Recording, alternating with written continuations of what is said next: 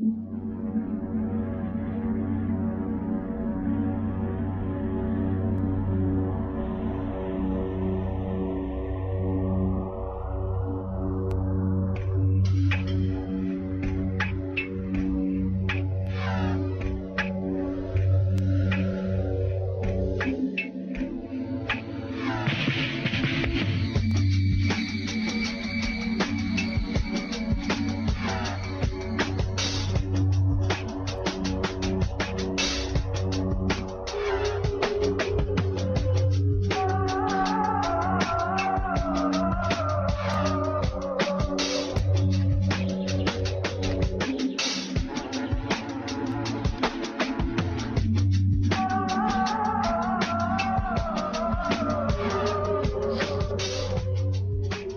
welcome to In-Game Chat for Saturday, May 27th, 2017. It's Season 11, Episode 20.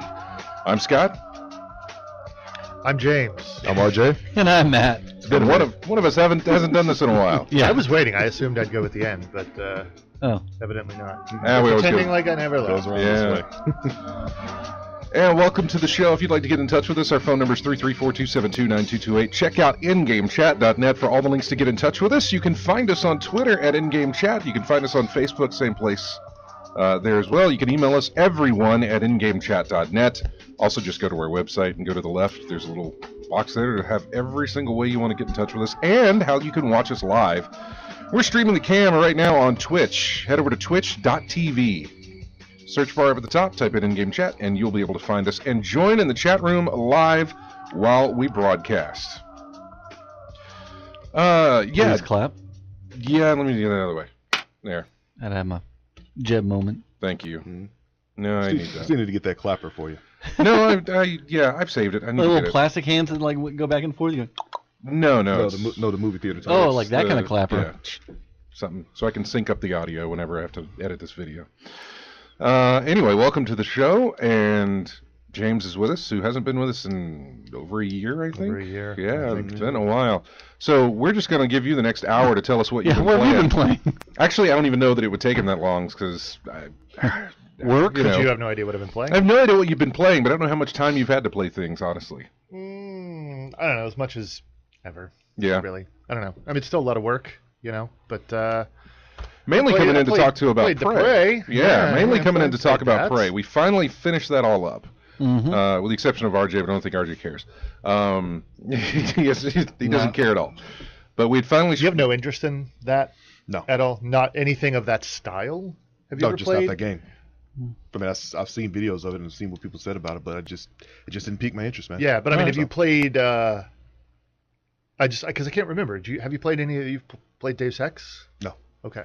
I felt, same way about that. Yeah, that's what I'm saying. Is it like the style of game? Is it immersive Sims? You don't really care No, about? I mean, it's just any game I look at, no matter what the genre is, really, it doesn't matter. If it doesn't pique my interest, looking at it, reading about it, I mean, chances are I'm not going to play it. Yeah. So I gave it a look, but just didn't feel like playing it. Right. I just assumed that maybe immersive Sims were like JRPGs.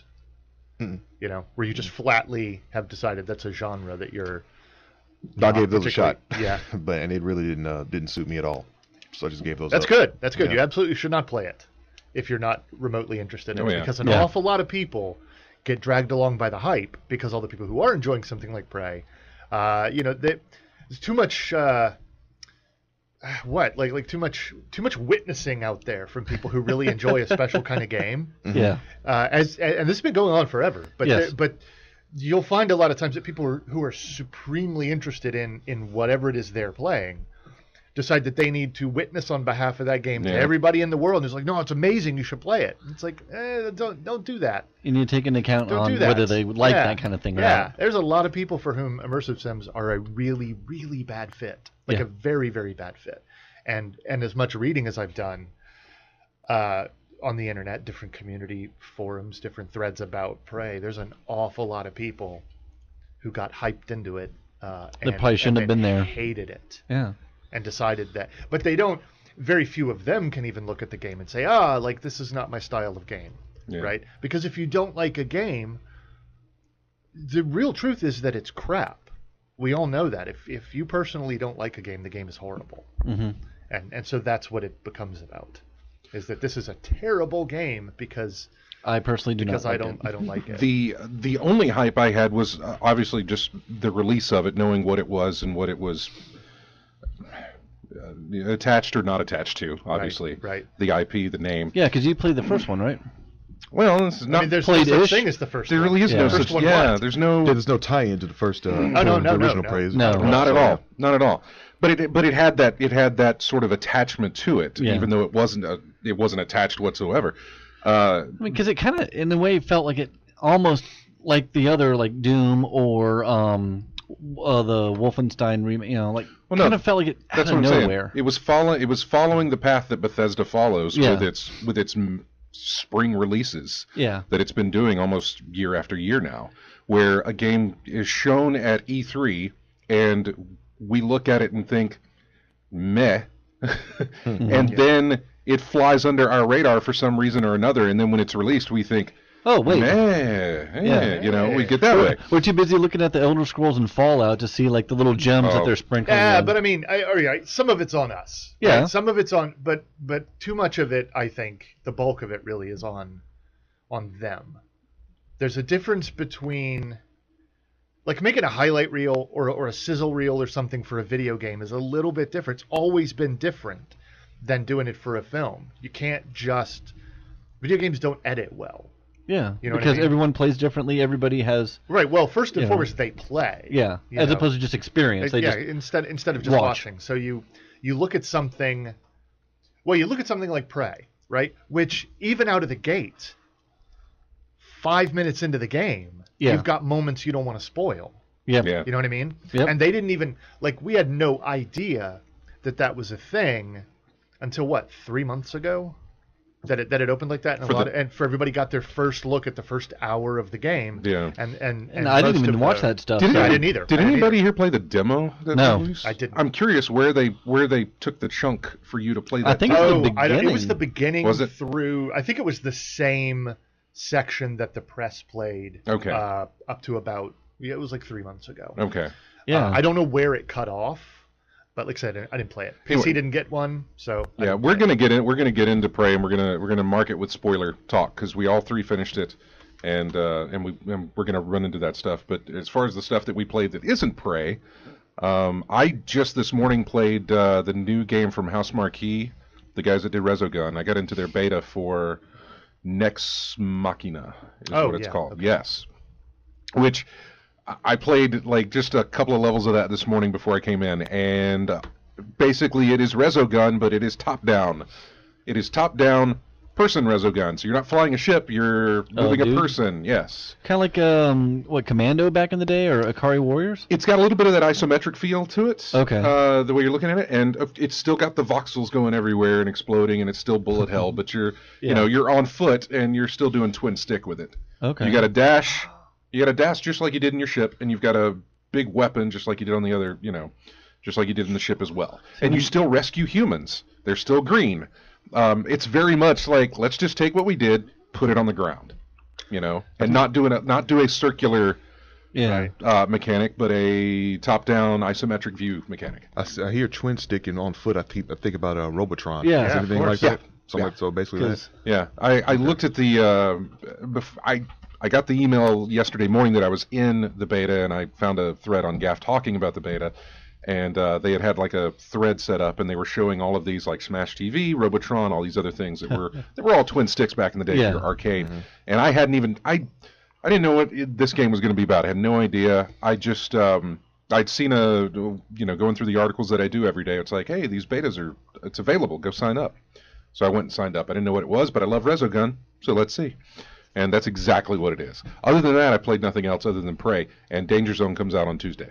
We're just a few days away from that. So, So you'll play nothing but Danger Zone for a minute. well, I mean, what's there to take away as far as new? What's there to take away from my play? Is anything else going to be released though? I wasn't sure what released this week. There were a few things, Yeah. but nothing high pro. I mean, Injustice 2 would be the last high profile release that we had, and that was not this past week, but the week before. And I don't know if Friday the 13th is your cup of tea or not. Not yet from the threads that I've read, because there are some issues with that. I've heard, currently. There's clipping issues. There's connectivity issues. Yeah. There's some chat issues. A little wonky. Yeah, it's not fully done just yet. It seems like everybody was banging out for them to do a release date, and they finally did. Yeah, only one game style. They don't have different game modes yet. So I saw. I watched a couple of reviews about it. What else? There was Rhyme came out, but I think that was just on consoles because I think it was already out on PC. There wasn't too many. I look at the releases when I'm grabbing music for each week's show, and sometimes it's very hard to get released because there's not much there to pull from. So, RJ, what about you? I know you didn't play Prey. No, I didn't play. No, not at all. But I did play Injustice, the new. right? I played a little bit of that, but I played some more of MLB The Show, going further along in my season. Also played some Guilty Gear Xrd Rev 2. The disc version came out this past Friday, so I was able to pick that up and give some time to it. So the newest version of the game, and get some practice time in there. Set up some things the way I like it. Start practicing a little bit here and there. Find out what all the changes are from the demo that was given out a few weeks ago to what we got now. And outside of that, I did play a lot of Injustice 2, practicing mostly, because we had a tournament at G2 South recently. That was a game that we were playing this past Thursday. I got second place out of that one, but I feel like I could have done better because I was used to playing with the PlayStation 4 controller instead of the Xbox One controller, which I still to this day feel that it is the worst handheld controller for a fighting game in the history of existence. Even the one. The one. You haven't felt it's gotten any better over different revisions. Because I do think that even people who didn't play fighting games would have agreed with you that it was the 360, the basic 360 controller was really horrible. The giant. No. That was the original Xbox controller. Yeah. But any of them, because they had horrible D-pads, just for ages and ages and ages. But my understanding is that that's improved a lot with the Xbox One base controller. The One S apparently is a really great controller, but maybe it has improved. Maybe it has improved. I'll give you that. But from what I felt that night, it was off. Everything was just off on that one. But I just spent a little time practicing in there. I haven't streamed anything yet because I wanted to get the extra parts of story mode that I didn't get to go through the first run through. So I haven't done that yet. So I want to finish that off and get with the multiverse aspect of the game. That's the single player mode that has different elements to the story. That not a story. It's just basically a single player mode that has different elements put in there, kind of like the towers in Mortal Kombat X. Yeah. Different situations that I put in, like this person may hit harder. This person has different gear put on. It's got what are the different factors or whatever, different combinations of settings like that. Things for your guild to go through, different tasks for you to perform. Gotcha. Like the factions in Mortal Kombat X, and I'll go back to that. So I had that mode to go through, and it seems to be a lot of different things that goes on through there. Apparently, it looks like they have various things that go on, like 5 or 6 planets you can go through, versions of Earth you can go through the missions there, and get all you can before the time runs out, because another set of planets will come in maybe a week, or maybe an hour, or maybe 2. Maybe some will just pop up. You've got 30 minutes to do all these things to get these goals, because after that it's gone. Yeah. So there's a lot of motivation to go in there and see what's what and go through all that. Matt, what about you? Anything other than Prey and Battlegrounds? Then no.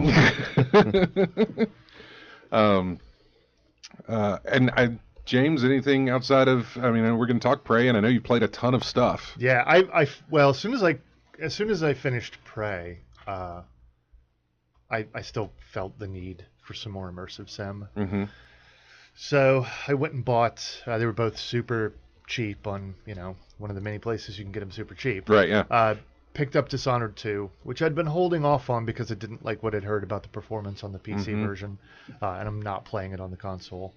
So I picked that up, started it, and I loved Dishonored 1, which you still haven't played, have you? No, I have. Yeah. Oh, no. Okay. I wasn't sure if you. I went through and did a playthrough of that before Dishonored 2 because I wanted to. Yeah. I went through and did all that. Magnificent game. Wonderful. Loved the level layout. Yeah, it's great. The way they built that city and everything that you could do. Yeah. The party that you have to crash. Yeah. was one of my favorites. Yeah, it was. It was. I played through it, I think 3 times. Did you play the DLC? Oh God, did I? 2 expansions. I don't think I did. The developers were very specific about wanting you to play that before the second game, since the second game flows directly from. I don't know if I did or not. I don't think I did. They were great. I think I did. They were great, possibly better than the base game, actually. And it's really not. There's 2 of them, but they're just part 1 and part 2 of the same story. Yeah. But anyway, I went back and picked up Dishonored 2, started that, begrudgingly picked up Mankind Divided because it was super cheap, and I passed that up as well. Those were 2 games that I was sure that I would buy day 1 last year, but I didn't. I did pick up Dishonored 2 day 1 because I wanted the mask and everything. I got the little special edition, little trinkets and things. I didn't pick up Deus Ex until there was it felt like a glitch, I don't know, but a bunch of us got in on it. When Black Friday, GameStop had it and the DLC for like $12. Oh, wow. Same with Hitman, same with Tomb Raider. It was all of those Squeenix titles jumped down to like $12 real quick, and it was only for maybe a couple hours that they were down for. And I picked up that and Hitman, all the episodes. I was day 1 on Deus Ex. Yeah. I am pretty close to day 1 on Hitman. Yeah, I didn't. Which I wish I would have played like that, by the way. I thought I would be, but yeah, me too. Did you? You haven't gotten to Hitman yet, have you? I haven't. I haven't. I missed out on the. You need to. You can still do it. Yeah, I know. It's not the same. It's not the same. And now I guess it's a coin toss as to whether we're actually going to get season 2. Oh yeah. But yeah, I played all that. I picked up Overwatch because I found it super cheap. Just because I needed something, a little lightweight game to play on my potato at work, when I needed to do something. But what an exasperating bunch of people that community is. Haven't touched it. Yeah, played it a little bit. It's fine enough. And outside of that, played a lot of PlayerUnknown's Battlegrounds. Yeah. Did you play anything during like the holiday, not the holiday season, but like when everything gets released in October, November, and stuff like that? Was there anything you jumped into? I really didn't actually. Okay. Don't recall at all what I was doing. I can't even remember doing that. I can't remember what I was excited for at that time. Yeah, because we had just passed through the fall release of Mankind Divided, which I wasn't happy about. Yeah. Everything I'd read about it. Yeah, Mankind Divided was in August or September on like that. Yeah. And then I know what I was doing during that time. It was Destiny had updated, and I was like running through the Rise of Iron stuff. That's what I was doing. That's what was keeping me busy. So, hey, we're going to take a break here. It's not quite the usual time, but we're probably going to be just diving deep into Prey here. So we're going to take a break here, and then we come back. More of In-Game Chat, of course, every week. We got brand new music for you that you haven't heard before because we ran for like 3 years with the same music that you had. Here's music from Super Meat Boy, The Battle of Lil Slugger. Anyway, we'll be back with more In-Game Chat after this.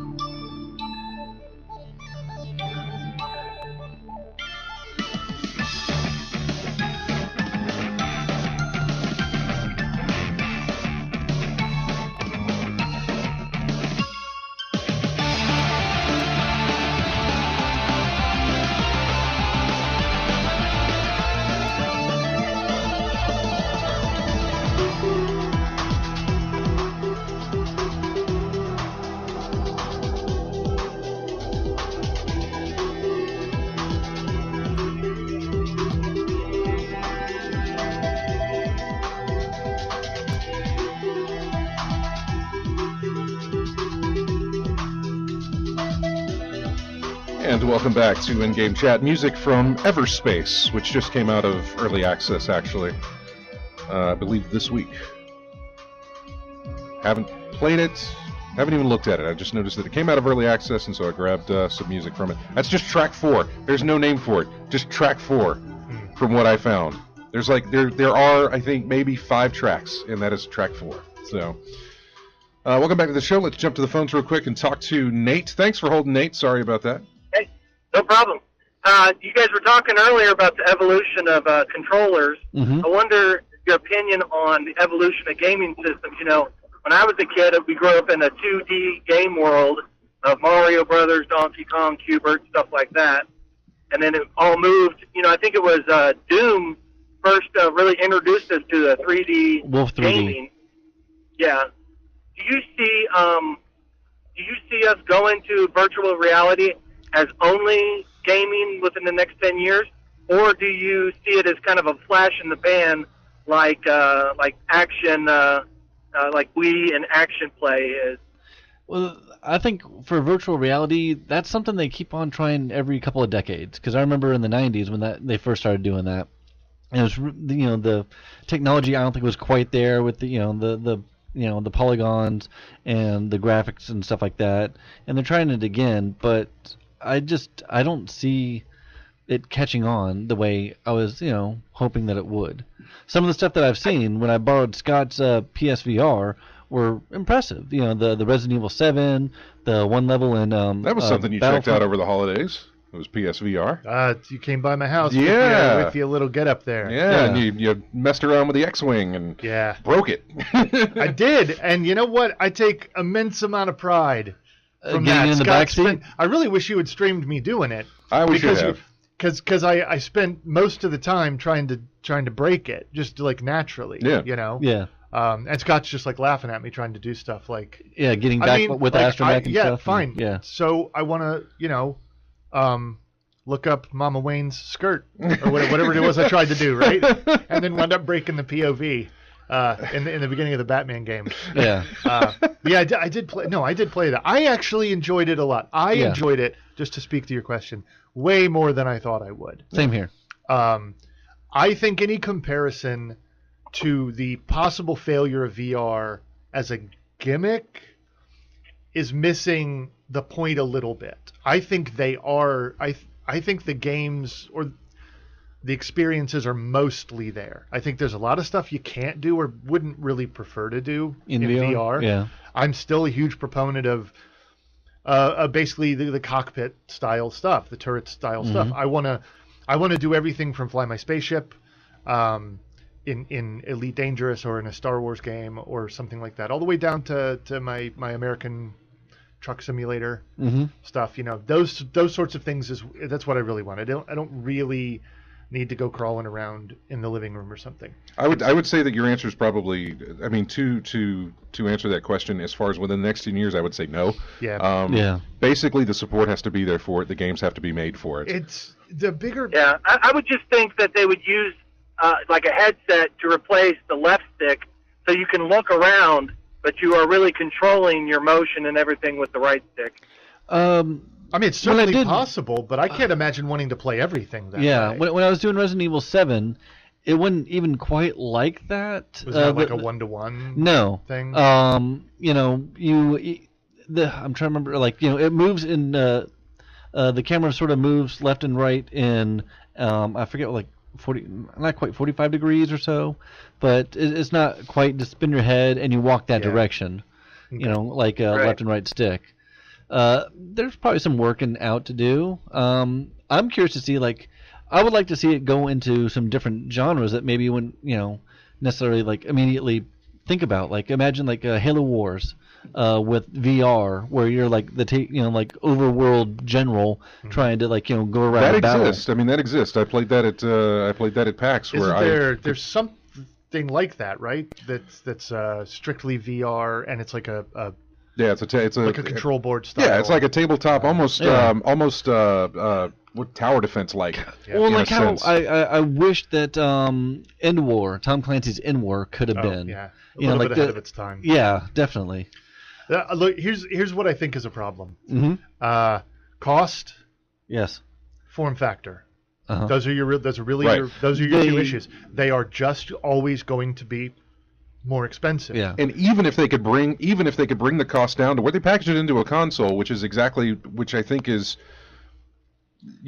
which is kind of like what you were asking, if it'll become such a thing where it's just sort of, it's like putting the light gun in your Nintendo machine from Right. back in the 80s or whatever, where they put a VR headset for like in there. one game. Right, for one game. for Duck End. Like, Yeah. even if they Hey, bring you know it... what Go you ahead, know what I'd like to see in a VR platform is the old Mike Tyson Punch Out. I'd like to see that in a VR platform. It exists. I think that'd be really Not cool. Mike Tyson. Oh, does it? Yeah, not Mike Tyson, but it exists with. There's a game for it's for PlayStation. It's indie developed. It's not a third party title, so it's got some issues with it. But it is a boxing game essentially, and you duck and dive and use the move controllers to punch with, and that's exactly how it goes. But it's not on the level of what you played with even the Nintendo version of Mike Tyson's Punch Out. Right. But even if they bring the price down, even if they can put it into something affordable that everybody can buy, the fact that you wear this on your head, it goes to James's point about form factor. It gets hot in there. Yeah. You get eye strain a lot faster than you would doing anything else, because the screen is so far, the screen is so close to your eyes. You have to be cognizant of your environment way more. Right, and there's plenty of videos of people tripping and face planting tripping, on some of these smacking things people, before. breaking stuff. But outside of all of that, just Yeah. the comfort of using it is another thing that they'll have to get over. Using it for long amounts of time. We sit here and we play video games for Hours. hours and hours and hours and hours. Doing that in VR Oh, headache. looks like it would bother me a lot if it was me just playing one of those games, or even a multiple of those games without removing that first and taking breaks. And so, anyway, that's what I think. right, well, 10 years, I don't know that it'll make it. Thank you for entertaining my question. I Yeah, appreciate No that. problem. Not a problem at all. Thanks for calling. They got some of the PSVRs in the BX, and I was like, okay, have they gone down in price? Scanned it, and I'm like, nope, still $400. Still up there, yeah. I'm hoping we'll hear something, especially with the Battlefield 2 reveal for EA. If they could do more than just one level, I would really like to see more stuff with that Yeah. VR. it just needs the support. That's Yeah. it. That's what it needs. Yeah. I mean, it was still good a that- bunch of garbage on your head. It's still a Yeah, but I mean, it's good It's that they still- actually did a full game of Resident Evil where look, you I'm can. not saying there's a problem with it, and I would certainly enjoy a really, really well designed. Let's just set aside the cost and pretend that everybody's got the same amount of money that the richest guy on the game forum has, right? Who wants to pretend the cost isn't really that bad? Let's forget the fact that you have to have a base system that can actually push the VR. Set it all aside. The truth is that if you think about how you play, right? Like really how you play, not some imagined, idealized version of how people play video games. Don't imagine yourself in a glossy magazine ad that's trying to sell you on the concept. What you really do is you slouch on the couch, like Or on your bed. spread out all over the place. And I've seen Scott do it. Yeah. I've literally seen Scott just like sit on the couch. And you Yeah. got like the controller kind of behind I was, thing, and you're just yeah, sort of- I'm pulling McFly, but I'm just Yeah. really just tired. So it's behind my head, and I'm like, whatever. You're not exactly Right. seeking to be active while Right, you're or playing. you're What was like I leaning playing when way I was for- doing that? Do what? Was that Zelda? What was I playing? Half a dozen different things. God, I I just remember can't hanging remember. out at your house and we'd be playing something. And I And was you're like, just I'm just chilled out, laying back. Yeah. I think that's one of the reasons why I didn't like the Wii playing Zelda. Is like I don't want to waggle my arm every time Yeah. I fight something. No, you don't. You You, just- don't. And anything that tries to tell you that this is just now this is the new floor, right? Yeah. For where everything is going to be. It's just not true. It just simply isn't true. I like sitting at my desk at my computer. I don't really play console games very often. But at my desk, and I have my game on my center monitor, and then I have whatever, half a dozen things on this monitor. I got another monitor over here with whatever I want to see. I've got my Discord chat. I've got some thread or some forum open about the game that I'm actually playing, or whatever, like Something a in the map or background. something. I've got a lot of things in my environment I want to interact with. I want to be able to type and communicate with so other if people. you had a as well VR as using headset voice. on, it blocks all that Right. other stuff I out. want to reach my glass of bourbon, you know? You won't be doing that. Like, with you know VR. what I'm saying? Like, Yeah.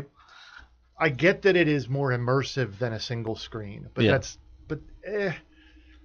for some games, I would love to sit in the cockpit Mhm. of one of my ships in Eve or Elite rather. But not every time you But play not that every game. single Right, time. And I exactly. want it to be an occasional thing, Right, right? The exactly. same way cookies are a sometimes food.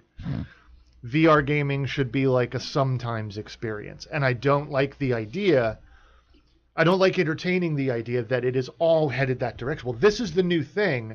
So this is the this is the direction it should all be funneled. I think that is misunderstanding the actual real world nature of how people interact with video games. Not to even mention what RJ says, which is that how are you going to improve a fighting game? Yeah. Not immersion is one thing, but honest to goodness improvement is something entirely different. I'm sure Counter-Strike would look cool in a VR headset. You would never win. No. So that's not the type of game. That's it. Yeah, it's a fun thing, a distraction. You had a 3DS, correct?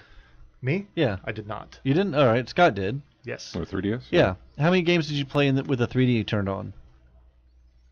I'm not a handheld guy, man. But when you would, like when he first got it, we did all the gimmicks and we looked you around did and the did you all looked the at stuff. it, And it was like, okay. then you turn the slider off. Yeah, exactly. Yeah, when I got the Ocarina of Time, all right, turn the slider on. Ooh, it looks really pretty. Let me turn it off. That goes the same with the 3D games that I played back when they were supporting that stuff. I would play.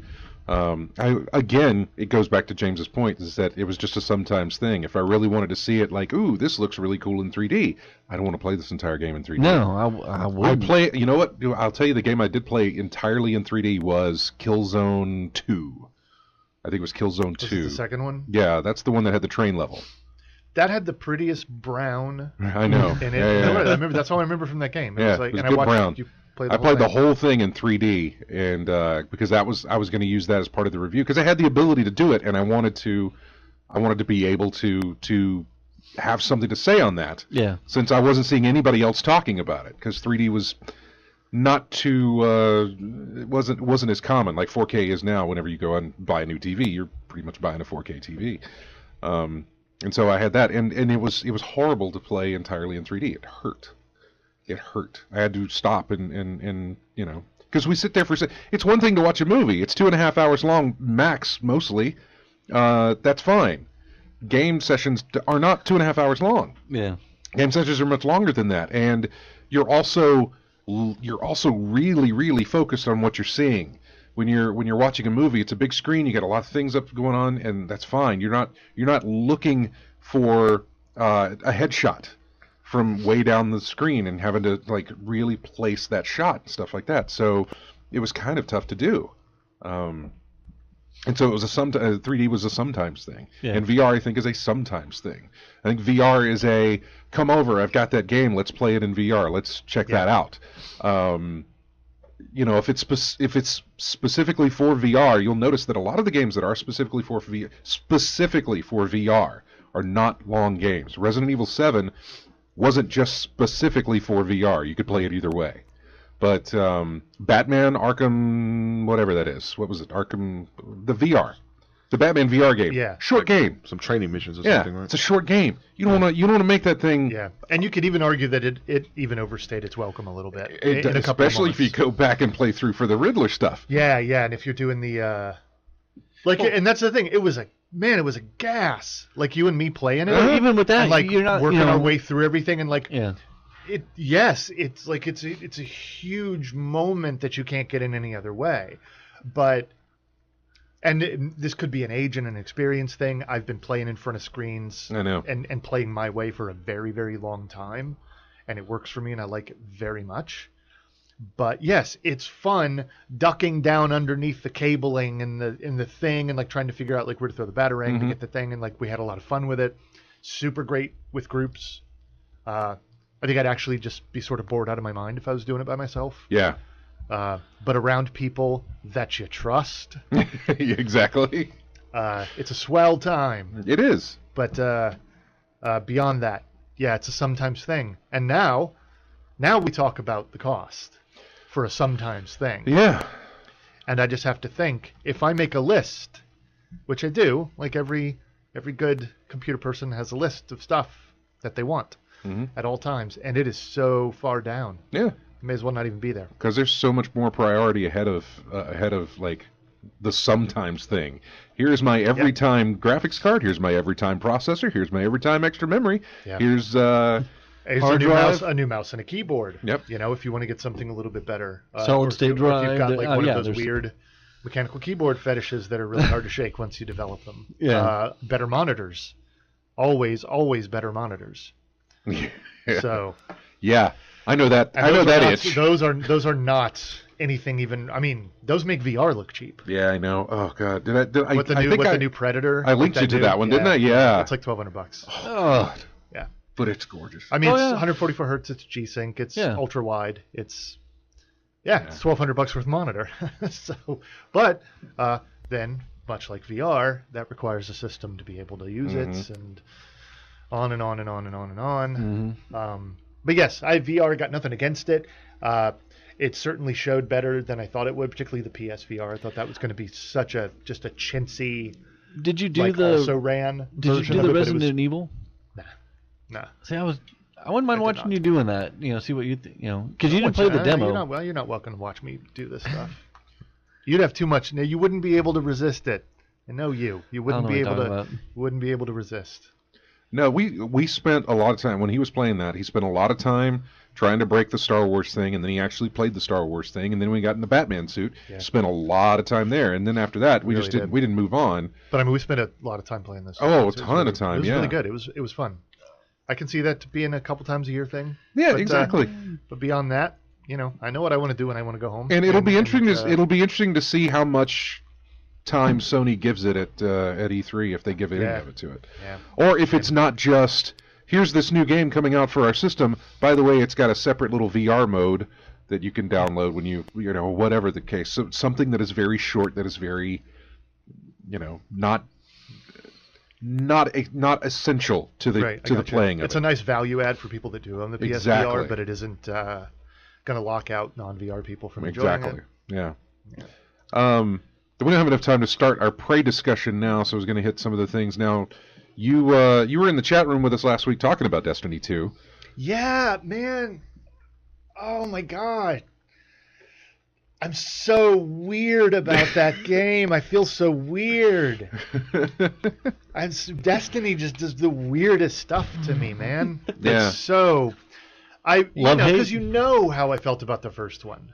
Especially Taken King. I mean, I played it. I bought it at launch, and it was like it was a complicated relationship, and I think that was true for a lot of people. It was obviously underdeveloped. It was obviously retread 2 or 3 times, and they've admitted it, and we know it. We've litigated everything about the first game. There's no point in going over and over it again.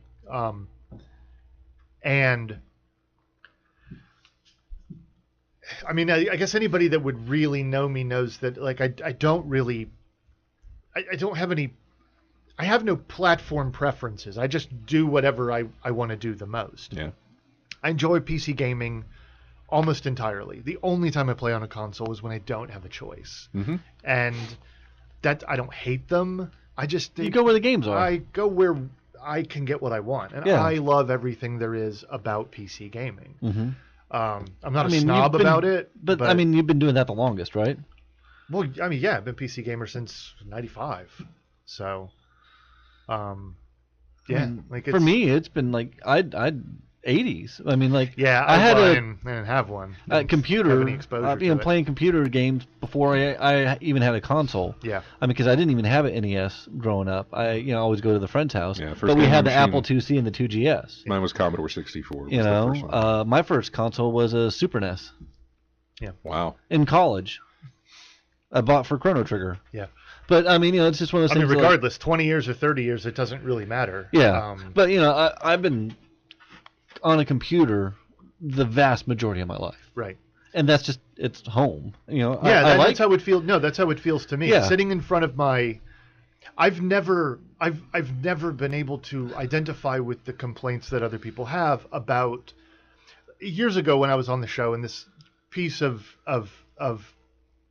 whatever, this element of the discussion started developing of the comfy couch experience, right? If you're at a desk, you're like the guy working in Scrooge's office, like bent over a single piece of coal and scribbling in Bob Cratchit. Yeah, like it's all they try to make it sound like Bob Cratchit, right? Hunched over a desk, pushed into a corner, sitting on a rickety stool. Like, who are you? Like, what are you doing? Of course you have a terrible experience if you're having a terrible experience. Yeah. But to me, sitting at my PC is home. I feel like what's his name in The Matrix, the first one? He sits down and he like into his chair, and there's like the 90 monitors around him. Tank?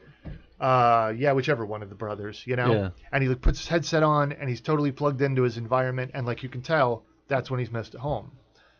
Sitting on a couch with a plastic like little thing in my hand. I remember like that's not for me. That's not what I want. It's not my style of game. we But I used to got have over those it for computer chairs, the ones that don't have the back and just the weird. Yeah. You're sort of like kneeling in an altar in a way. Yeah. Oh man, that was, But I mean, that's how I played Space Quest all the way through. Yeah, it's and stuff like that. Anyway, as that relates to Destiny, Yeah. my point was like that was something I was able to get over. Terrible FOV, horrible image quality. I could never ever get with the controller scheme because I do not like first-person shooters on a controller. Ridiculous load times to do anything in the world. Super simple mechanics that, from my point of view, as compared to other games I played. But regardless, I had so much fun with it. It was such a ridiculously good time playing with people. All of the PvE stuff that we did, everything, and I'm not just talking about the highest of the high, right? I'm not talking about just the raids. I'm talking about the loot cave. Yeah, no. The loot cave was ridiculously fun. When's the last time that I sent you a message or chatted with you over the phone or something? We were both at work. How far did you get last night? Yeah. Where'd you go? What are you doing? What level are you at? It's so good, and I haven't felt that drawn into something. Are you good for running this when we get off work? Okay, let's do that. Yeah, I mean, I loved it. I loved that, and I miss that. I kind of miss that. I missed out on that because I was gone when it first came out. Yeah. And by the time it came, you're like, no, hold off until when they patch it to, the 2.0 or whatever. Right. Instead of vanilla game. So I missed out on the loot cave. I'd hear you guys talking about it. It and was just like, so ridiculous. Yeah, you just sit there and like bang, bang, bang, bang, and like you collect it. Then Yeah, but you sit there and you're on chat with your friends. Yeah. And you're talking about TV and movies and some stupid stuff, and you just like every 60 seconds you go up there and you clear your stuff and it was not. I know it sounds tedious. I know it seemed ridiculous at the time. I didn't care. I loved it. There was something very community, very cooperative, very friend-oriented about that game. And it was super fulfilling, even while I could recognize that it was broken and underdeveloped and lacking in a lot of important ways. So the very fact that there's a 2 is a big deal to me. Because I haven't wanted to go back to Destiny 1. I don't want to clear the same raids for like another 1,000 times or something. I don't want to do any of that. I want to see them do something new. And I'm sure you've talked about this already, but during that reveal that morning, I think you and I were the only 2 people in our immediate group watching it. Yeah. And we couldn't say anything good about it. We thought that the whole reveal, we were just like, we were knocking it the entire time. But instantaneously, I just really needed it. Yeah. I needed it. We were waiting them to say the word matchmaking, which they never did. And now I'm waiting for them to say the word cross save. Yeah. Which they haven't done. I mean, or more to the point, I'm waiting for them to say, here's the date of the PC release. PC release, yeah. Mm-hmm. Yeah, but I mean, they may have got me, and I know this ahead of time. If the PC release isn't day and date, I have to pick it up on the PS4. I have to. I can't not play it. I know everybody else will do it, and I can't be left out. See, to me, where's the community going to be more of, like, my friends, where they're going to be playing? Well, I almost get the feeling like it's going to be tough, split, man. Yeah, that's why Scott's talking about the cross save. If there's legitimate character cross saving, then it kind of doesn't matter. You get it for one while you're waiting for the other. Yeah, and if that's a fact, then the world is pretty good in the world of Destiny. If it's not, then it gets really complicated. Because I'm going to tell you, complicated, yeah. I mean, I like you guys a lot, and I know that it was a really community-oriented thing. If there's a way to play it as a proper FPS, right, with adjustable FOV, with high frame rates, with all of the bells and whistles and all of the typical and usual things that a PC game has in it to make it a better experience, I'm doing that.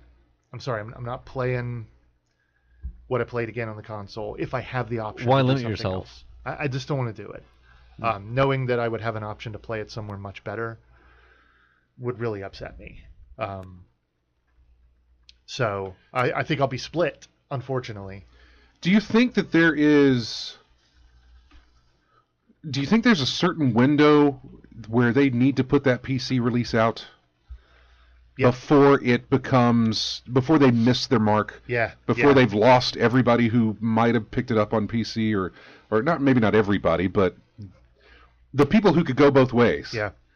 There's a window where you can have them at PC, but there's a certain amount of time you've got to release that thing before you've lost them to the console. It's basically people who know they want to play it. People like me. Exactly. To some extent. What is that window for you? For you. What's the double dip window? And then what's the forget about it window? Right, because we put in what, a month? Destiny Vanilla. Vanilla Destiny, yeah. We put in maybe a month. Maybe a month and a half at that. Yeah. I feel like anything outside of 1 month, assuming there's no cross save or anything like that, which actually would not be fair if you could just go ahead and direct import your...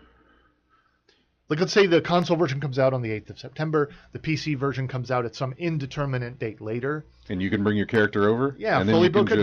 Nah, doesn't make sense. It's not fair to all of the other people that didn't double dip. That wouldn't be right. So at what point would I be willing to make the climb all over again? I don't know. Anything out past a month seems really difficult, because out past the month... but anything out past a month seems ridiculous for them to even... push it back that I mean, that seems like, whoa, it seems like they would know that that's not where they want to aim for that. It's got to be a week, 2 weeks, 3 weeks is really cutting it close. 4 weeks is, guys, we gotta figure that out better, because we can't do that. Yeah, I'm still holding out hope that this isn't simply about delaying the PC version arbitrarily, because they've made some comments about wanting to launch worldwide, and the nature of negotiating a worldwide release on the PC, particularly given the fact that they're going through the Blizzard app, which is itself is kind of strange. I'm entirely behind it, by the way. I think just didn't know that they had a partnership with Blizzard like that. Nobody has to this point. I mean, except it being Activision. Yeah. Blizzard and Activision are sort of close, you may have heard. But the fact that they would name it, the fact that they would change it from Battle.net to the Blizzard app about 5 minutes before the first third-party non-Blizzard game is to be added to it is a little strange. Because that's the only thing you can get on it. Yeah. Otherwise is Blizzard stuff. But having said that, I think that the community features on that launcher and game manager are really good. So I have no doubt that there would be a lot of people that you could find, and that the matchmaking, for what it's worth, would be pretty good. I don't know. All I'm saying is it's going to be really hard for an awful lot of people not to want to go to the PC version whenever it comes out. I just hope that isn't more than a couple weeks. Yeah, I know. And hopefully we'll know. I mean, I don't know when we're going to know this. Because I'll get in it. I really will. They've got to have that date nailed down, I would think, by E3.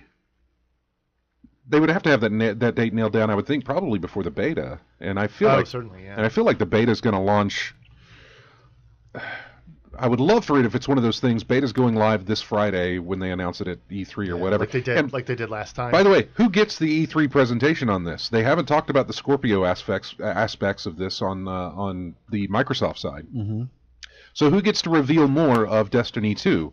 Microsoft or Sony? Sony is getting the like month advance of exclusive stuff, so maybe it's Sony who gets to do that presentation. I don't know. Yeah. Who gets that extra thing of showing off their game? But Sony has Call of Duty as well, so they have that with Activision. They had the Battlefield stuff with EA back when it was releasing, so I don't know who gets it. Before we take this break, let's go to the phones, talk to Chris real quick. Hey, Chris. How y'all doing today? Good. How are you? Pretty good. Yeah, me and my buddies talking about Blizzard. We got back hooked on playing Diablo 3 on PlayStation again. Okay. Yeah, and I had a little funny story. Of course, I've got the little cheap earpiece for a headset that came with the system, and my buddy was hearing something in the background while we were chatting when we were playing. He said, "What's that in the background?" And I said, "Was it somebody talking?" Yeah. Oh, that's one of the little things that I picked up, where in the game where somebody's telling the background of what was going on in the story. And he said, "Well, I just can't stand to see people out there that don't use Turtle Beach headsets and everything." I said, "Well, it shouldn't be a problem. You can't see me not wearing them, can you?" Right. And then he kept going on and on and said, "Well, I can put them on, but it ain't gonna do any good. I don't have them hooked up." But I kept trolling him a little bit, but we all had a good laugh about that. Diablo 3, where are you at in that? I've beat the whole game and everything. So, I mean, like, what level? Like, doesn't that increase? Like, don't you keep replaying at a? Yeah, New Game Plus the main character levels go up to 70, but the Paragon levels is what takes it even further. I'm at Paragon 240, which is pretty good. I can survive by myself on what was the set? Nightmare? No Nightmare. They have hard, expert, and master, and then they have torment. One, from there on, torment so many levels, but it goes all the way up to torment 13. But I can survive pretty easily on torment 8. Oh, okay. But yeah, they keep multiplying the experience and gold and making the enemies a lot harder to kill and everything. But I think the most damage I've ever seen so far on my bounty demon hunter was like around 200 or 300 million that popped up on the screen. But I'm sure there's other people out there that played a lot longer that see a lot other higher damage pop up on their screen and stuff. But yeah, it's always been fun to play that one. Well, glad you're back in it, and thanks for calling again. Anything else? Not much. Just taking it easy. All right, man. Cool. Well, we appreciate you calling in. We're going to run to a break, and then when we come back, we're going to talk about Prey. Thanks for calling. All right, y'all have a good one. You too. Take care. Take care. Bye. Yeah, when we come back, we are going to talk about Prey. We are going to get spoilery into this discussion of Prey, so just giving you a heads up on that for anybody who was not finished or is playing the game or is curious about the game. We are going to have a lot of spoilers. Here is, as we go into this break, we got music from a game that came out called Rhyme. Looks like it's a puzzler of some kind. I'm not exactly sure. It looks kind of like something I'd be interested in, actually. R-I-M-E. Yes, Nice. Rhyme. R-I-M-E. It is Alone in the Light is the name of this track. We'll be right back with more in-game chat after this.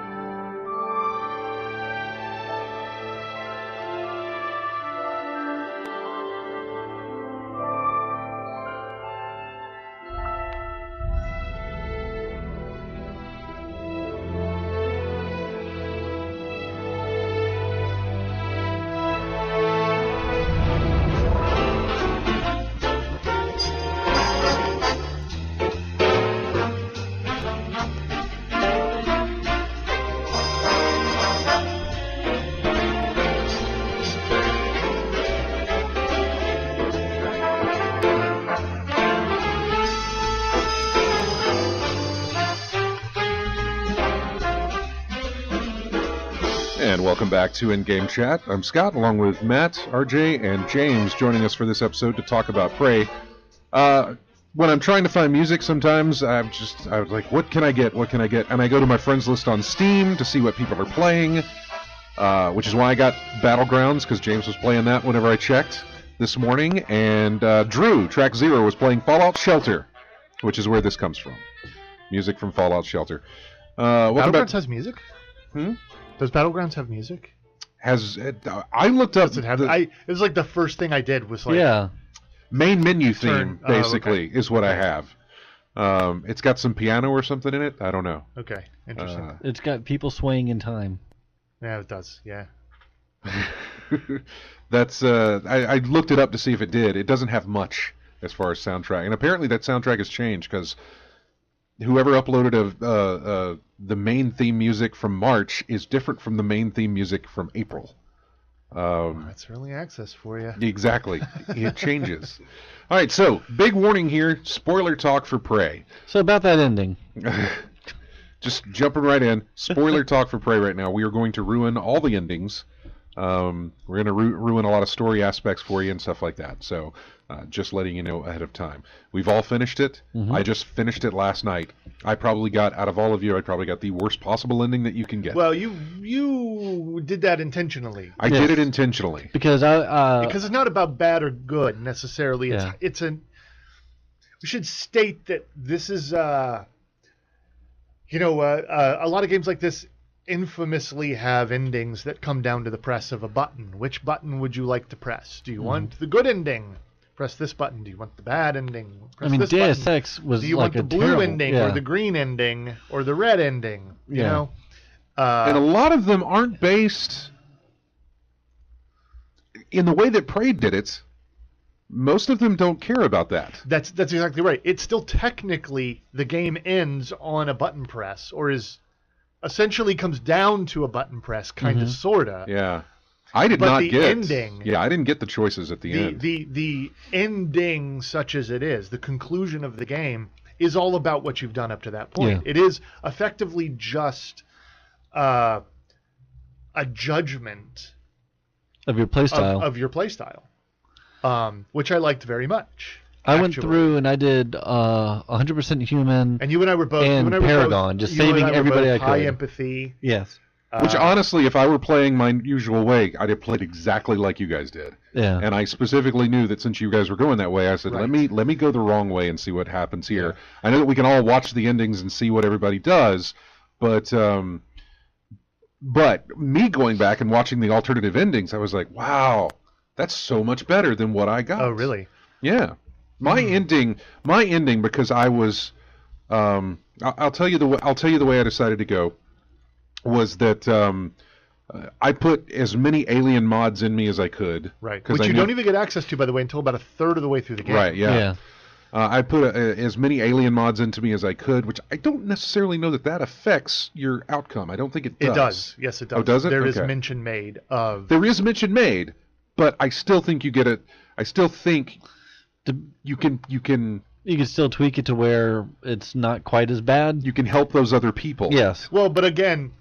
The ending not even being a this thing or that thing. The ending is simply a judgment on how you played. Mm-hmm. The ending is fully aware of whether or not you do it. As a matter of fact, if you go pure human, given... Well, let's just go ahead and lay it out there. Mm-hmm. You're not actually Morgan Yu. No. Right. Which a lot of people picked up on. There were tons of clues in the game. There's actually 3 or 4 things in the game that literally ruin it for you if you're paying any attention at all. Like Alex's escape pod key. Right? The option to use his escape pod key, which I'm assuming you did do. I did. Yeah.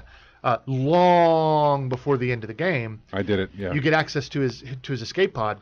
And if you go right there. And you go to it, and it's very funny that all of the characters who talk to you throughout the course of the game start calling you up, and they're badgering you about basically being a quitter. Like, is this who you really want to be? Are you sure this is who you are? Is this, like... Yeah. This can't be who you are. Alex are you sure he calls you out on it. Yeah, Alex calls you out on it. January calls you out on it. Alex actually says out of all the possible choices. Right, but like and then once you go through with it, it's basically game over, and you just hear a voiceover of Alex saying, Not isn't this the one. one. Yeah, this isn't the one. This isn't Start the one. again. Start again. You're not Morgan Yu. You're a Typhon. Mm-hmm. You are. He implanted his memories into you. Right. You are an effort to bridge a communications and empathy gap between the Typhon, whatever they are, And the coral and the humanity. The humanity. And because essentially the game ends with a statement that we tried to understand the Typhon by putting them into us. We made the choice that the one thing we came to the realization the one thing we hadn't done Was put was us to put into us them. in you. Yeah. And so the entire thing is Morgan Yu's memory inside of a sentient, cognizant Typhon. Alien. And there you are at the very, very end of the game, looking down at your own self, and you're not Morgan Yu. You're a Typhon, and they're judging you for your performance. Are you the one? Yeah, and is this the one that is finally going to be our ambassador? And mine was a horrible performance for them to judge. I put all the alien mods in. I killed every human being that I could come along until once they were not on my objective list that I could do anything for them. They were dead to me. Useless. Yeah. In fact, the moment in that scene after you meet with Alex and you lose gravity, he goes unconscious. Yes. And the objective to even save him had not popped up yet before I had popped I had blown his head off. And then it popped up a red and said, "Well, you're not saving Alex." Yeah. And of course, I got the achievement. But you got the achievement for push the fat guy. Push the fat guy. Yeah. So he was not there at the end when I decided to use the null wave device, which is what I was going to do, because I was trying to think in this guy, this is a selfish character that I'm playing. This is a guy who loves this power that he has and sees everybody who doesn't have that power, or even who does, as a threat to him. Because it felt like everybody wanted to get rid of this alien presence and wanted to keep it from getting to Earth. And I was like, well, it's a part of me now, and I don't want to die. Yeah. So you are the option for me to live is for you to die. And so that's how I played it. And so I thought, well, the null wave device will get rid of everything, which will probably include me, but so will the self-destruct of the ship will probably get rid of me as well. I wasn't exactly sure how that was going to go, but I did find one of the chipsets. There was a chipset that would protect you from the null wave. Okay. Oh, yeah. Yeah. Okay, yeah. And so I installed that on my guy because I thought, okay, this is perfect for somebody like me. It'll make me unique and I'll be the only one with this power. It'll get rid of everything else. This is how I'm going to play it. Found the null wave protection, got the null wave device, shot January, and then set everything off. So I come up and I'm at the end of the thing, and they're all like, "This guy's horrible. It was a mistake to introduce all this other stuff." He didn't even say there were problems when we introduced the I guess the alien mods or whatever it was. He called it the mirror something. Mirror neurons. The mirror neurons, yeah. So that was there were problems with no. They said outright it was a mistake to introduce that. I barely heard from any of the others in there about what I had done. How many were in there, by the way? Since you killed everyone, how many were in there? There were 4 bots in Alex. Okay. Interesting that they're all there. I wasn't sure if they were simply there because you saved them. Like Igwe, for example, right? Could die. All of them, actually. Yeah. The chief, Elazar, and none of them spoke. What was the other bot? None of them spoke at all. The girlfriend. Oh yeah, the Russian girl. Yeah. None of them spoke. The one bot that says that introducing the mirror neurons was a mistake. He showed no sympathy or concern for anything, and Alex says it's almost like he didn't care what the outcome was. And then, without even turning my chair around, without even giving me the option of kill him or shake his hand, it's just, this is a mistake. Let's start over. That was it. Oh, I didn't even get that choice. You didn't even get the final realization of what was going on. Nope. Because they have to turn your chair around. They didn't do that with me. They just said, "No, this is a mistake outright." They give you the Morpheus, Yeah, no. Welcome to the deserts of the real. No, I didn't. It was Earth all along. Which was actually a really enticing concept, and it leaves you to wonder exactly what's gone on. are these people represented in bots dead or alive? You realize, of course, the entire time you've been in an experiment. You've been running through a simulation, but you've been doing it with the implanted memories and motivations of Morgan Yu. Mm-hmm. All right, my Is question Morgan about that dead? is Morgan even alive? Is Morgan? Well, that's what I'm saying. We don't. Yeah. Was Morgan ever real? Yes. Yeah. Of course. There's the simulation, which was what you did, but then there's the direct implanting of Morgan's memories, which is what you remember. That it's not just. It's a combination of the two. I think the game makes very clear. Alex said, like, we put all of this stuff in you to see if it would take, and then with those memories, we allowed you to run through the simulation based on those memories. So you're sitting in the chair, you're running through a simulation, but what was Morgan, whether he's alive and this is a copy, or whether he's dead and this is all they have left, that's what's in you. Morgan is a real thing. I believe clearly that Morgan is a real thing. I mean, it may turn out that he's not, but I thought that the game left plenty open for Morgan to have been real. And that's just what they used. I think he's probably dead. Otherwise Alex wouldn't have done this, and that those events are real, which is why it was useful to use it as the baseline for a test against how a Typhon would respond. But I found the notion that yes, all of this stuff on Talos 1 did happen, and it didn't help. Like what you see on Earth now, a completely infected, a coral-infested Earth, is a reality. I'm assuming you've looked up the videos. Where they turn the chair around. Oh yeah, no. I've watched all the different endings. I thought that was the shuttle ending, the turn the chair around ending, the shake his hand, the kill everybody. I've seen all those endings. Yes. I like the idea, and I can certainly see a future for some kind of sequel or DLC out of this. There's 100 different directions you could go. It's also Arcane that we talk about that. It's Arcane Studios who did the Dishonored franchise and did some damn fine DLC for Dishonored.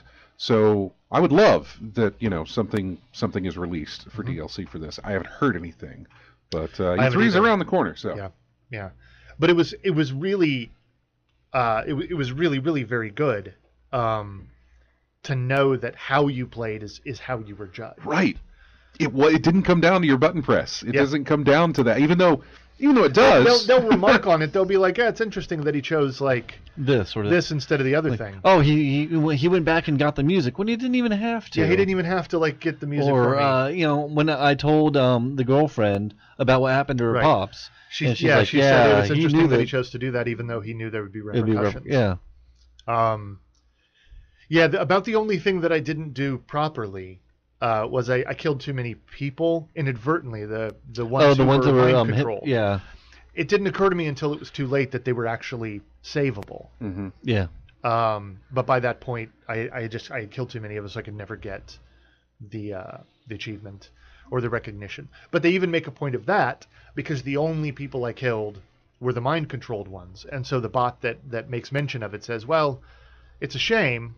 I think it was, I can't remember which one it was. I don't think, was it? Show, I think. Yeah. I think it was Show's character, but she suggested that it was probably unavoidable anyway, So it really felt like it made some understanding of who you were trying to be when you played.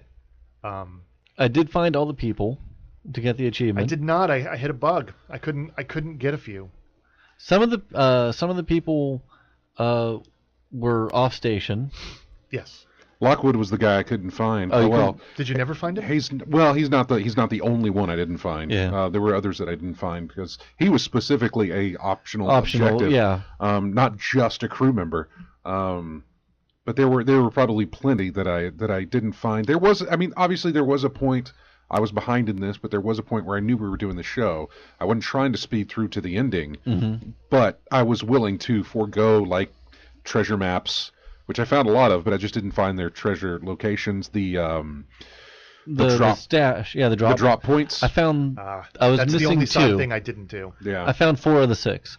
I made the mistake, and I tried to point this out to other people. That game is so much better if you if you approach side missions as a priority. Mm-hmm. Yeah. You're still not going to be able to complete every one of them that you have until you move on in the main story. But you basically should always prioritize them, because almost all of them give you rewards that are super useful for the game as a whole. Like the D&D thing, the Dungeons and Dragons-esque thing. If you get that item, it helps you hugely. It helps your movement speed, your flashlight. Fortress. What was the name of that? I don't remember, actually. Something. It was a super tedious side quest. Yes, too. it was. It was maybe a bit too much, but good reward there. The golden gun, really good reward. The pistol. That I got, yeah. The drops obviously had a lot of interesting What does stuff super fruit do? I never ate it. I forgot to eat it. It was a huge amount of health. Oh, okay. And I think it had a much longer well-fed bonus, which would allow your health to come back naturally. I did almost everything that I could. I did all of that stuff. I saved Dahl, when he came to kill me, and then I tore all his memories out of his head. Yeah. And then he wakes up and he's like, "What's going on?" And we're like, "No time to explain. Get in the shuttle." Okay. And we escaped. By the way, that was I had read I had read other people's playthrough that when the I don't know if that's the third act, but when he introduces himself into the story, and the military bots are all over the place. I had read where people had a lot of frustration during that part. There was much frustration. Not for me, because I could control robots with my mind. Yeah. Well, this actually brings up a really good point, and it's really fun to talk to other people. This is one of those games, I think, that is at its best when you're talking to as many other people who have played it as possible.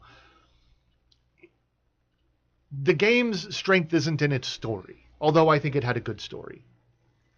It's not in its combat, although I personally thought that going full human with like full mobility, full stealth, maximizing my weapons.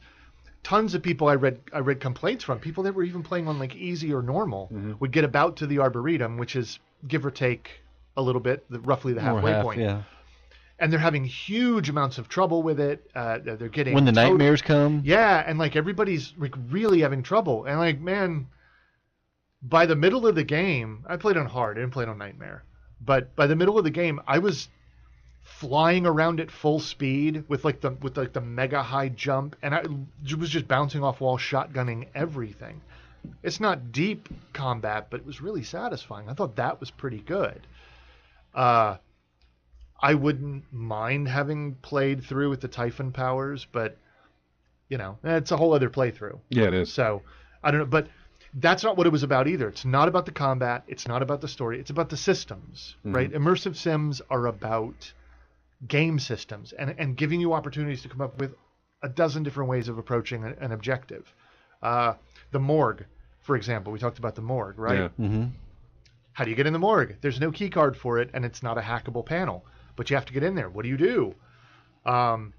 If you've got Typhon powers, you can cup yourself. Well, you can turn into a cup or like a lot of people talked about how they had the mimic ability. They would carry. You can mimic something. You can't like possess it. It's not like Dishonored where you can like possess a fish or a rat or something. But you could mimic any particular item. So there's a bunch of guys, and then you can move around as it. So there are guys who would keep like a lemon in their inventory, and then they would just like throw the lemon on the ground, mimic it, and then like do whatever they had to do, and then go back and pick up their lemon. So they'd always have something available. Or you could use the the telekinetic power. Yeah. And you could like break a window and then like force pull the key card. I did a few of those. If you hack the control panel that was at the end of the hallway next to the morgue, there was an email from someone who was complaining about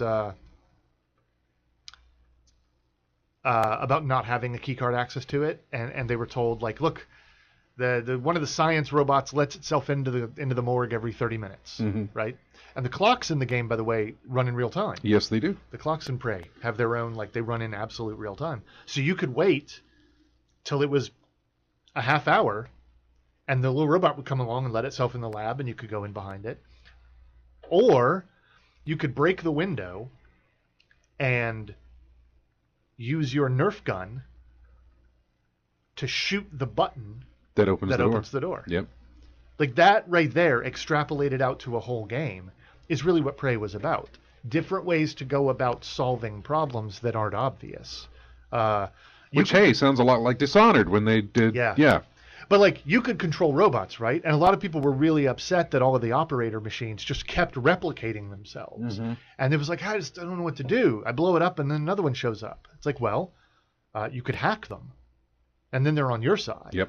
You could what I did is I would like stun them and then break them but not destroy them. That way they're still operational. They'll actually sit there and like scream for help. But they're broken and they can't do anything.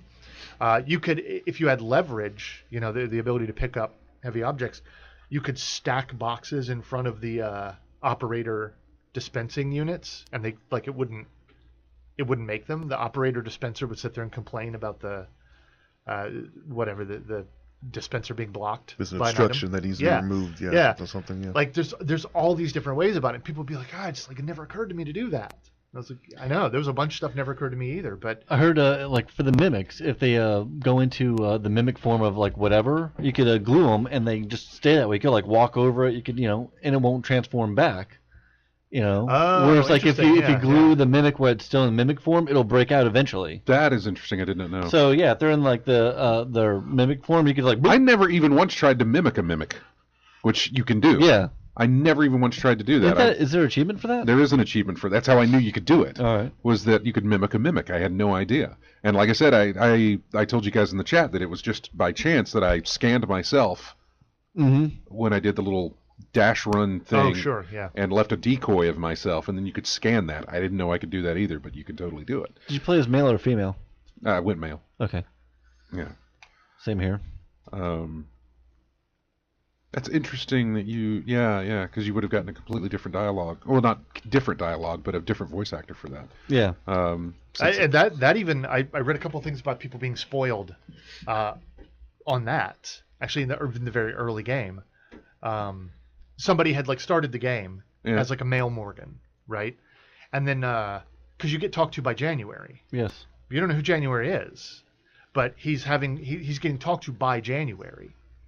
Then he's like, I want to restart and like take a look at something and do something a little different. So he restarts, creates a female Morgan you, and then when January calls him, it's a female.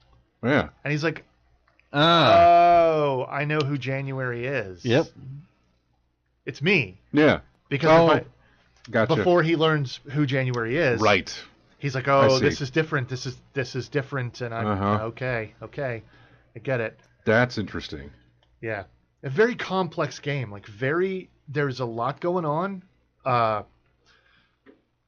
don't think I want to play it again. I spent, I think, 38 hours in it. I did pretty much everything I wanted to do. I have to say that last hour-ish, real pants. Because, man. well, it changes the gameplay, where before you could take your time, you could explore, all that stuff. Once Dahl gets there, it's just run gun. Yeah, when I saw from one end of the station to the other. Nothing but blasters, from the engineers. And you can't hack them to make them stop. Like from the maker, the little. Oh no, you can't do that. No. So I mean, it's just one of those things. Like before, it was like I was taking my time, I was exploring. Now it's just like okay, just gotta just haul it. Yeah. And by that point, I was moving so quickly, and I was so powerful. I didn't even fight anything. Yeah. I was just running to objective marker and then coming back and then going to the next one. And really, that last hour was running from one load screen to another. And it's so disappointing. When I was playing that part, I thought of the poor saps who were playing on their console. Oh, yeah. Yeah, they had it. Yeah. I'm on an SSD, man, and that thing, the load times in between the spaces that I was going through was... I hated to have to do it so many times, but I kept thinking of the console players who had to put up with 30, 45-second loading screens where I'm looking at 10, 15-second loading screens. Once I got the backpack secondary upgrade that adds the jump jets, so to speak, it made it so much easier, just like just jumping and just like boosting yourself. Yeah. And you didn't have to worry about falling heights. Yeah, I was just like hopping off every little thing and just zipping around. But it effectively made the last, not act, but I guess really just the last moments of the game very different. very tedious, Yeah. unchallenging. And the worst thing is that once the apex shows up, they really had an opportunity to do something dramatically different. It could have been an awful lot like, crawling through the body of the many in System Shock 2. Yeah. Did you save the shuttle, or did you blow it up? I blew it up. All right. I'm guessing you did, playing sort of like bad. What shuttle? The shuttle, it was an arbitrary, weird little secondary quest on the bridge. Yeah. Where there's a shuttle returning to Earth. They don't know if it's infected or not. They don't know if it's infected or not, and there's a bomb on board it, and you can set off the bomb just to be extra sure that a potentially infected person doesn't make it back. That's what that computer screen was upstairs on the bridge. Yeah. No, I didn't. I wasn't. I guess I had missed the communication about that or anything, because I didn't know, because there were two options there, the landing and whatever. Yeah. And when I saw that it had the minute countdown, I was like, well, let me go ahead and finish this thing up before that thing hits 0. I don't know what that is, because I was. It was not on any of my objectives that I. I think you had maybe one of the audio logs. I had listened to all the audio logs because I had that achievement. I remember. Yeah. I got that, and I'm like, ooh, and I was debating about it. I'm like, do I, they don't know if I do so, and I don't remember at the end. I don't think they mentioned that well, they blew up the shuttle. It just sort of. No, actually, I glossed over that at the end. You think that would be something they would mention? Yeah. The only tension I had about it was, what am I not going to be able to do if I make the wrong choice here? Yeah. Mm-hmm. And then, afterwards, when you're out, you could actually go to the shuttle. When you're But it does bring it. I think that's a. Or is that a different shuttle? Okay. That's a different shuttle because I got to that shuttle much earlier. I did go to that the shuttle that's surrounded in coral and stuff. I did go to that. I went to that shuttle that was just floating out there. Because I was tracking down one of the guys, the pilot, Hunter. Yeah. And he's like, oh my gosh, I'm gonna be out here. I got my sidearm, and I'm like, yeah. I enjoyed going out there because that was a good enough space. And I don't know where Lockwood was, how far out he was, but when I turned around and got a full shot of Talos 1, I was like, wow, that's a nice. The BioShock callbacks, flashbacks that it gave me from the Art Deco look of the whole thing on the outside was very like, that's wow. And then seeing it. Once everything dissipated around it, once the alien race had gone away after I used the null wave device, and to see it all clean, pristine from a nice little shot, I thought I'd like to have that as a little tchotchke in my room, sitting up there. I saw a couple of things where some guys modeled it and 3D printed it. Nice. Oh wow, very nice. It looked really good. Did you get out to the? Did you again? Not a quest, not anything other than just a neat thing. Did you get out to the billboard? The person out there? And hack the billboard? I didn't hack it. I only thought about it way too late afterwards, because that was one of... When I got done with the game, and even last night, either going to bed or waking up this morning, I think, because I knew we were going to talk about it, I was thinking of all the different things to do. And I remember that exchange between those two guys saying, what's the best way if we needed to get help? He's like, well, I'd fly out there to one of those billboards and blast it, bright as day. And I thought about that as the thing kept coming around. I was like, that's something I probably should have checked. But I didn't see a hacking point for it. Yeah, there was something I didn't hack it. There were apparently 2 billboards. And I went to the one's wrong in one. Movement rotation. Yeah, because I tried. There had a person on it, and so my quest to track down all the people. There was apparently a way to hack it and put up the message. Huh. Which was something about the escape pods have been disabled. Mm-hmm.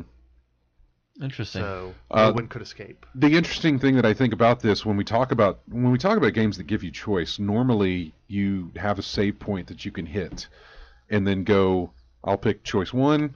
Oh, that was nice to see. Go load previous save. That was nice to see. You can't do that in this. To some extent, a little bit, because right out there at the end, you could either choose between. I didn't get that option.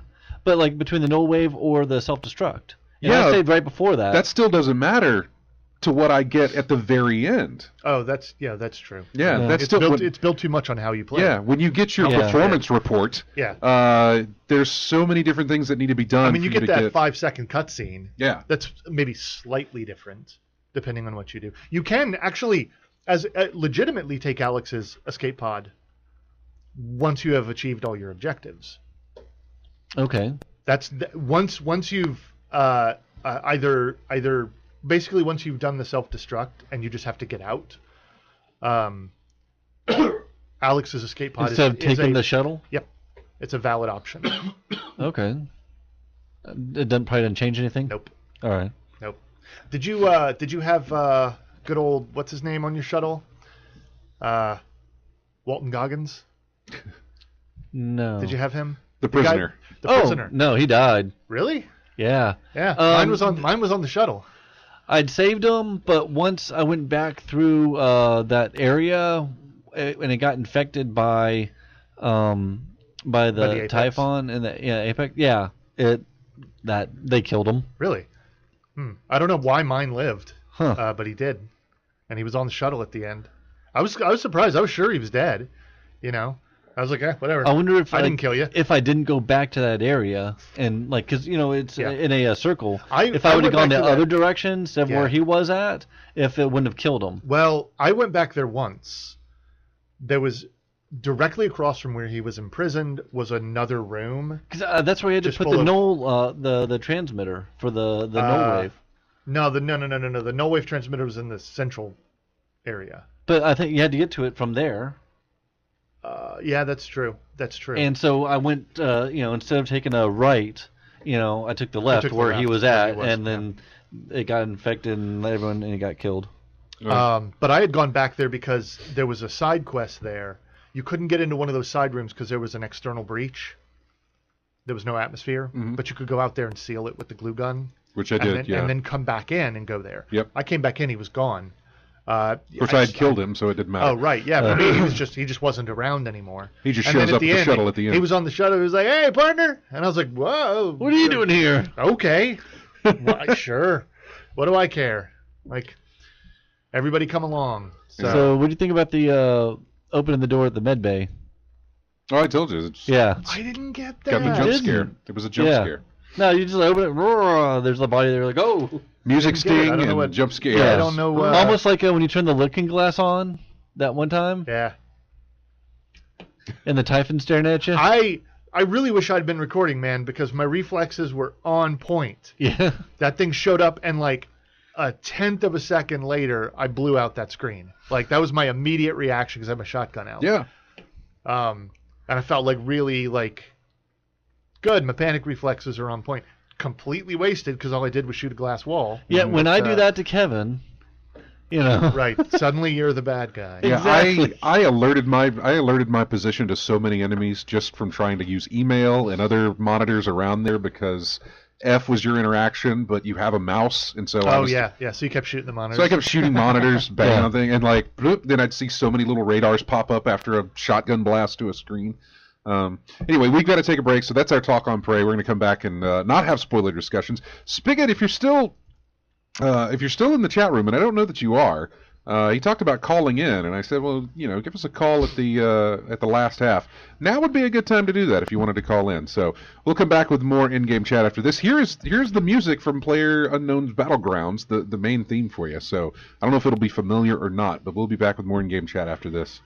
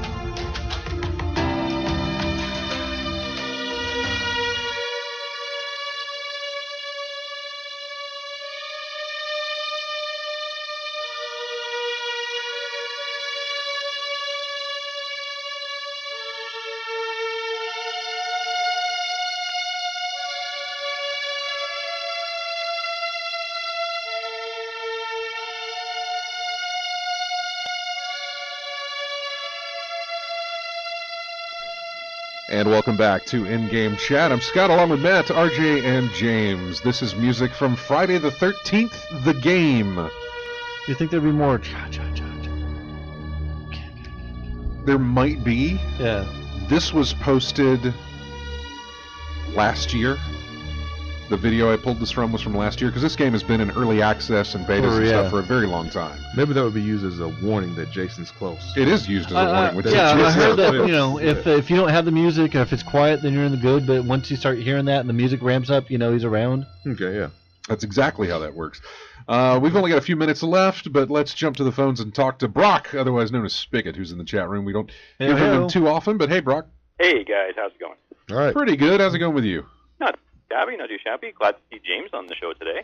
Yeah, first week and I'm not working in a while. Yeah, exactly. He plans to join us for at least 2 of the episodes there, bookending the E3s. Oh, nice. And it's going to be interesting because E3, some of the presentations are happening right before we go live for our show. Microsoft or EA, I think, is doing their E3 presentation at 3 p.m. our time. Oh, wow. On Saturday the 10th, and so I think it's the 10th.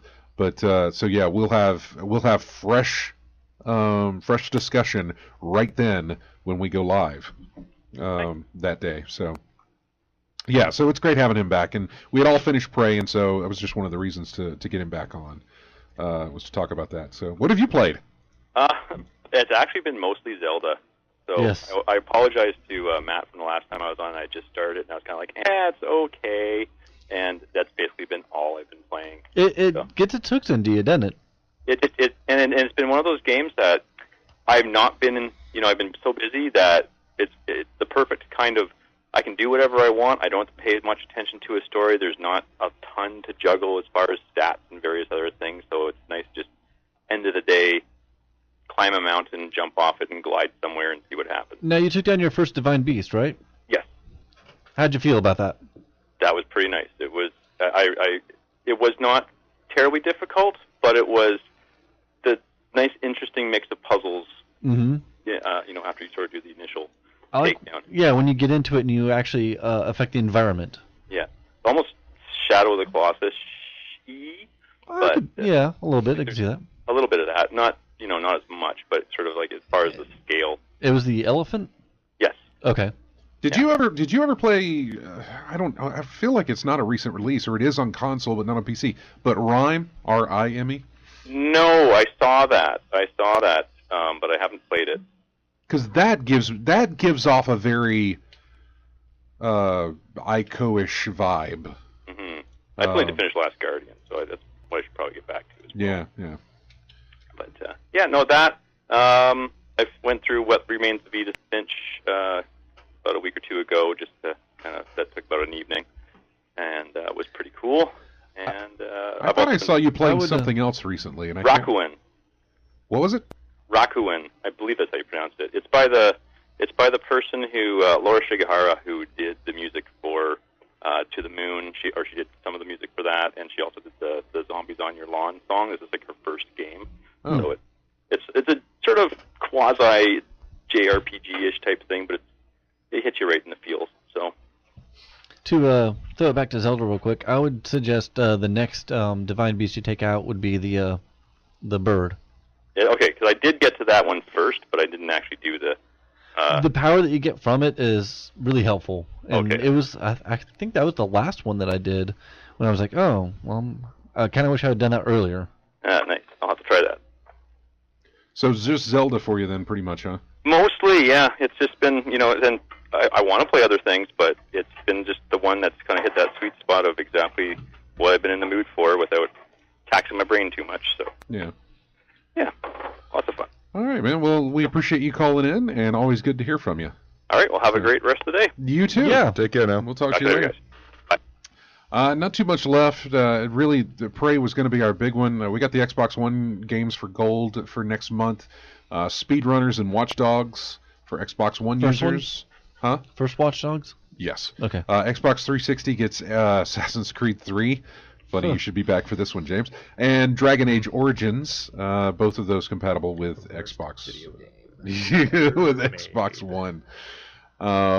Looking over anything else to go over, we've got the Far Cry 5 announced. Yeah. Oh, yeah. February. Man, what a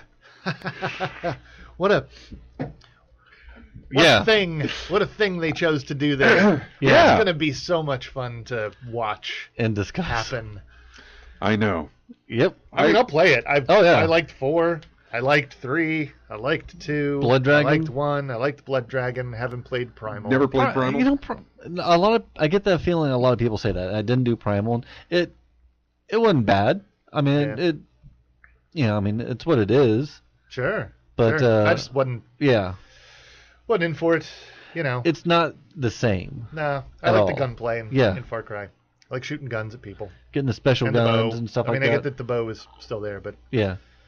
Did you watch the video I sent you about the, it was from Eurogamer, where they talked about Prey 2? Yes, I did. Yeah. Yes, I did. And how that was good. Made me feel all that much worse. I know. That we didn't get the space bounty hunting? Not getting that there actually was going to be a tie-in back to Tommy after all. It was, and, that video that we saw E3 how many years ago with the Johnny Cash song. Oh, sure. Yeah, the original teaser trailer. Yeah. I was like, oh, wow, that looks like fun. I still think the idea was really great. Mm-hmm. Maybe it'll surface in something else. Unlikely.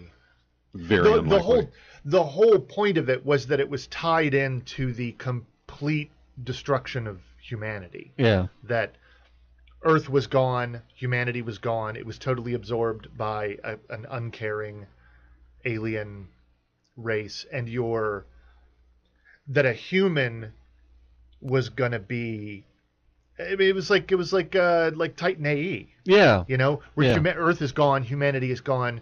What few humans remain are this incredible galactic minority who is disregarded and disliked by almost everyone. I liked that. And at this point, at this point, now that you've got a game out, Prey, having a Prey 2 would be all that more confusing as to which one you're talking about if they were going to go back to that. I'm hoping they take that basis idea and just rename it, redo. I mean, it's a good idea, but they'd still have to establish what it really was, and it took Prey to establish that. Yeah. And then if their whole thing was tying back into Tommy and kind of the mystical stuff, maybe was a little bit present, but then there was some clone business, and it was sounded all fantastic. Sad we'll never get. Yep. Yeah, so we don't have much time left. Remember, Vanquish is out there. I don't know if anybody's played that yet, but I heard there's been some issues with the PC port. Yeah, the glitch. Basically, you mean the hidden hard mode? Yeah, it's just a hidden hard mode, really. The higher frame rate you have, the more damage you take. Yeah, that's it. So we've got music from Vanquish coming up next. Thanks, everybody, for joining us. James, thanks for coming back for an episode. In the chat room, thanks for everybody listening on the stream and on the radio. Thanks, everybody who grabs us each week from iTunes or however you get our show later. We really appreciate that. Go to ingamechat.net. Join us on Twitter, Facebook, our forums at colonyofgamers.com. Subscribe to our YouTube channel. And if you're on Steam, we got a Steam group there. You can join with us. We've got a community on Xbox One. We've got a community on PlayStation 4. We're all over the place. We've even got a Discord. Don't know how to get to that, but there's a Discord out there for us, I guess. We can, I've given you the code. I know, but I haven't used it. I haven't used it. Whose fault is that? So there's all that. We'll have a clan for Destiny 2, I imagine. So thanks, everybody. Have a great week. We will see you next Saturday. Here is music from Vanquish.